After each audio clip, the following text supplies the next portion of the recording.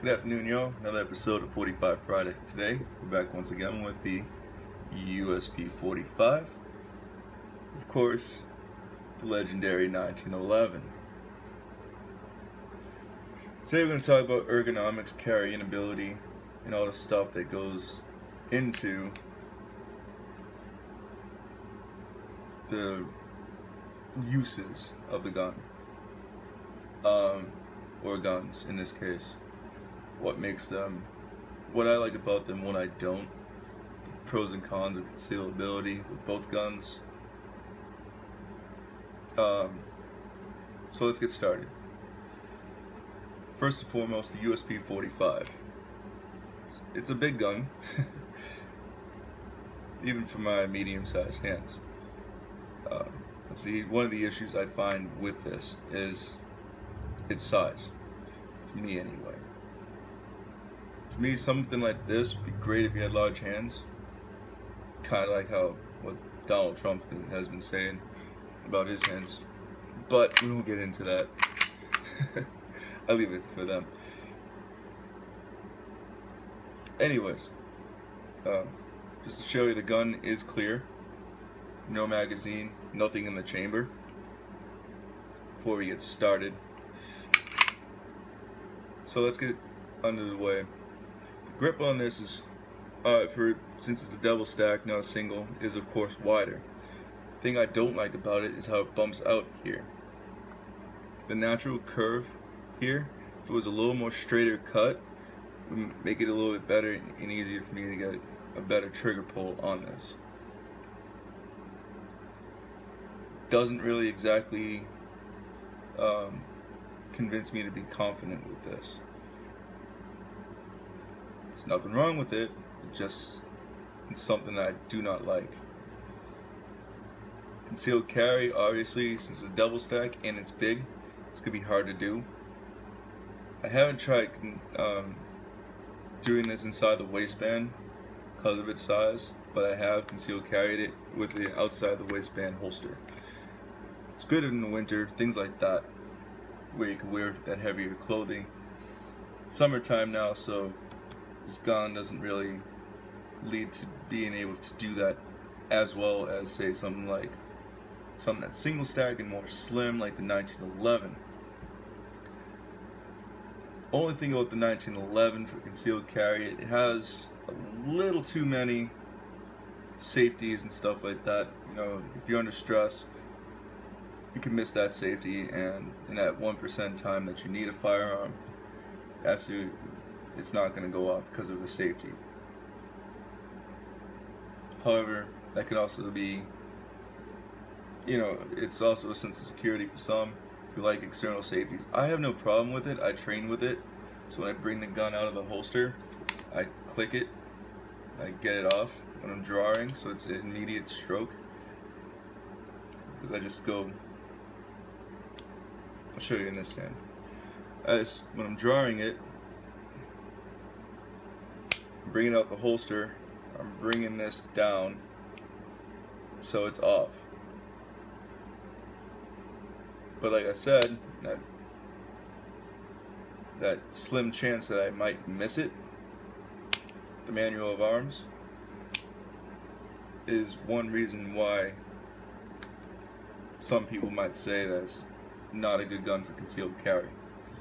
However, its profile is a lot slimmer than the the USP, and with that being said, it does fit medium hands better. It fits a lot more. My girlfriend has small hands, and she can get a good purchase on this firearm. So that goes for ergonomics. Sight radius, this does have a little bit longer of a sight radius, thanks to a 5-inch barrel to a 4 and some odd inch USP barrel length. That the sight's also stretched out further back on here because it's all the way back to the back end of the slide. Whereas there's a notch here, right here, and they're more like a Glock style sight where it's just straight up.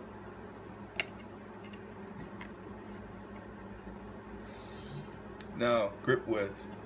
like I was saying, it is slimmer, but to show you I'm not kidding around, the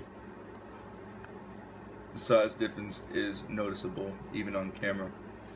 Now you can get different grips to make this grip wider. You can't do that with this one. You can't make it slimmer, you can't make it shorter or narrower. You can change the back straps on this, and you can change out the beaver tail extension to do that with the 1911. So the versatility as far as ergonomics and the ability to adjust it for your use and your hands definitely goes to the 1911 thanks to the aftermarket that is surrounded by this firearm and its design. Not knocking the USP, I do like the USP for its legendary status. But for the price you get, comparably in the same market with the higher end 1911s, you end up in the USP territory. So why would I buy, other than round capacity for the USP, why would I buy it other than to have a HK? Barrel length, you can, like I said, you can tell, I don't know if you can tell on camera, but obviously on the 1911 it's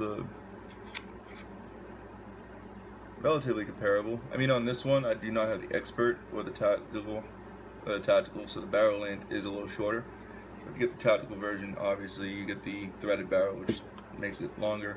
I believe the expert has a longer slide, from what I understand. I could be off on that. Both have night sights. Night sights on this one, on the 1911 or Trijicon, they're a better night sight than the Mepro lights, in my opinion. These are also, I think, the original sights on this, so they could be old and dying. But they are smaller and harder for me to see. As far as grip height, both the same. I think I talked about this in the last video, so if I did, excuse me, but I'll do it again. Just for repetition purposes, for concealability issues. This is going to matter a little bit when you have the magazines in it. They're about the same because of the 8-rounders that I use, but as they sit right now, I mean, there's a little bit of a difference with the 8-round magazine. I would show you, but all mine are loaded, and I'll go over those magazines in a later video because I'm so happy with them that I feel like I should talk to you all about them because they're a really good deal. But I won't get into that right now. As far as magazines go, there's another thing: pricing. Parts on the HK are insanely ridiculous. They can be, I should say. Magazines alone run about $60 per magazine. For a 1911, you can run them from $18 all the way up until the $40 range, $40+ range. It just goes on manufacturer, who you have, what your preference is, Chip McCormick, Wilson Combat. You don't have many choices in the aftermarket for the HKs. You have HK and Pro Mag. Due to Pro Mag's reputation, I do not lean towards the Pro Mags, and that's, you know, because of their inconsistencies. Why would I use that when I was using this for duty? You know, some people say I have good luck. Other people I talk to don't have not so good luck with them. So I won't rely on something that doesn't have a consistent reputation at all. It doesn't matter if they make a 30-round magazine for whatever gun that is out there. I think they make it for the bodyguard or something like that. Higher capacity, 380 magazine. It'd be fun for plinking, but I wouldn't put that in my ready bag just in case something happens. I wouldn't rely on that. As far as other things go, like maintenance, show you the takedown procedure for the HK that is a win in HK's column. There's less to do. The rifling in there is different than what's in the 1911s. 1911 has your standard rifling, whereas the other one I think has polygonal rifling or hexagonal, one of the two.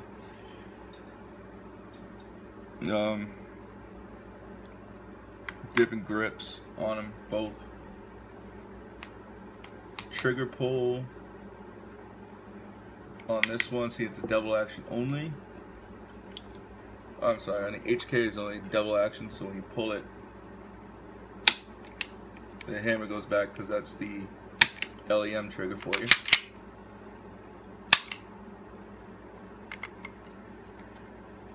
And when you have the 1911, it's single action only. So two different actions, two different types of actions on two different guns. What I'm trying to say is basically both these guns, the commonalities between them is pretty much just the caliber and that they're both hammer fired.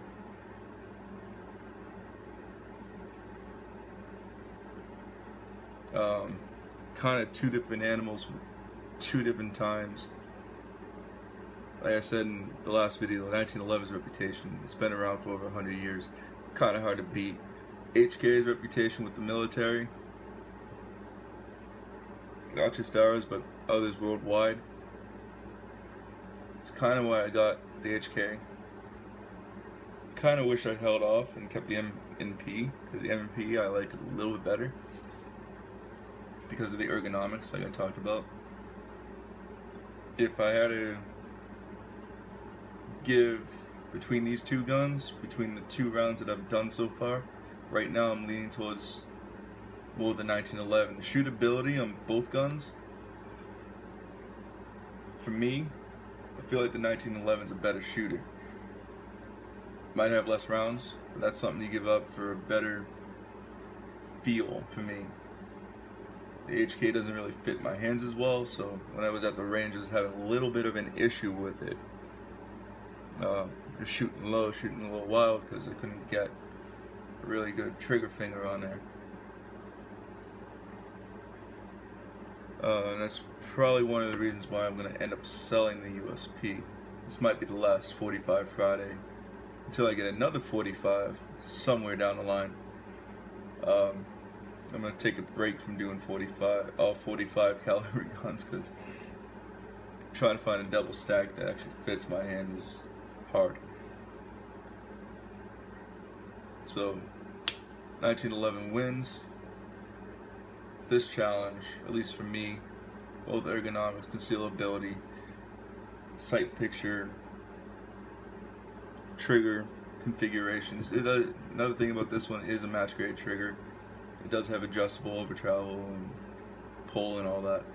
So with that being said, you can get a match grade trigger for this, and it could be more comparable. But what I have, with the variant I have in the 1911 is definitely better for me.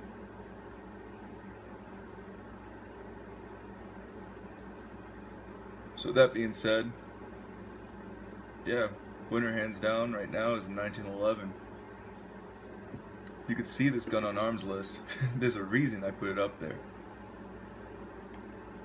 I'll put that link below if anybody in the New Hampshire area may want to pick this up.